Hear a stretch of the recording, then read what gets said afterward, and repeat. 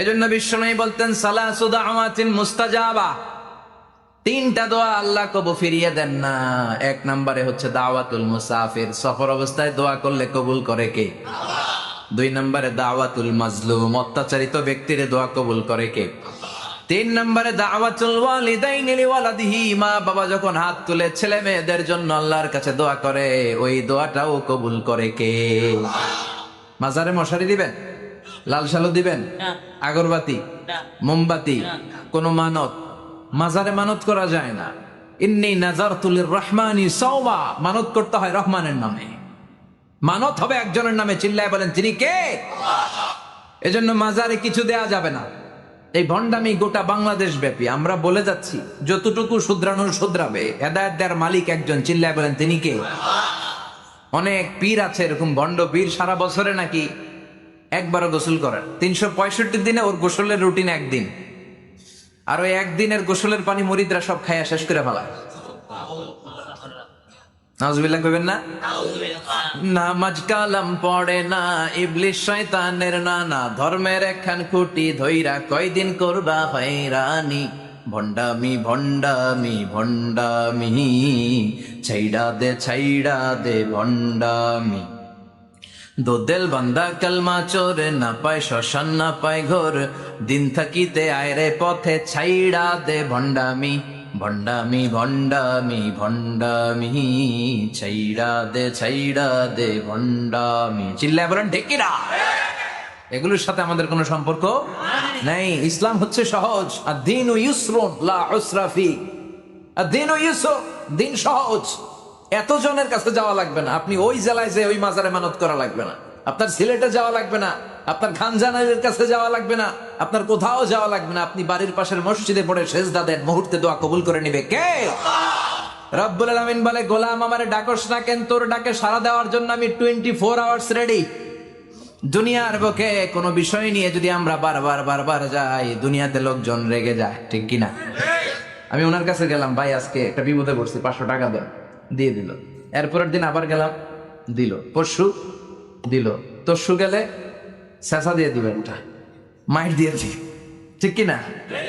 কি পাইছো তুমি? প্রতিদিন 500 টাকা। বারবার কোন একটা ইস্যু নিয়ে কারো কাছে যাওয়া যায় না, এটা লজ্জার বিষয়, ঠিক কিনা? কিন্তু আল্লাহর বিষয়টা উল্টো। সুনানে তিরমিজির বর্ণনা, ইন্নাহু মান লাম ইয়াসআলিল্লাহ ইয়াগদাব আলাইহি, কোন বান্দা যদি কোনো বিষয় নিয়ে, কোনো ব্যাপার নিয়ে আল্লাহর কাছে বারবার না যায়, আল্লাহ তার উপর রেগে যায়।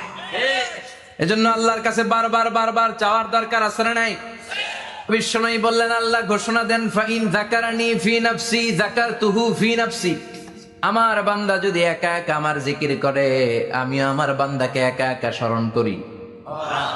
ওয়া ইন যাকারানি ফি মালাইন যাকারতুহু ফি মালাইন খায়রিম মিনহু, আর মহা সম্মেলনে যদি বান্দা আমারে স্মরণ করে, আমি এর চাইতো শ্রেষ্ঠ মহা সম্মেলন ফেরেশতাদেরকে নিয়ে আমার বান্দাকে স্মরণ করি। ওয়া ইন তাকাররাবা ইলাইয়া শিবরান তাকাররাবতু ইলাইহি দিরাআন, আমার বান্দা যদি আমার দিকে 1 বিঘত আসতে চায়, আমি আমার বান্দার দিকে 1 হাত এগিয়ে যাই।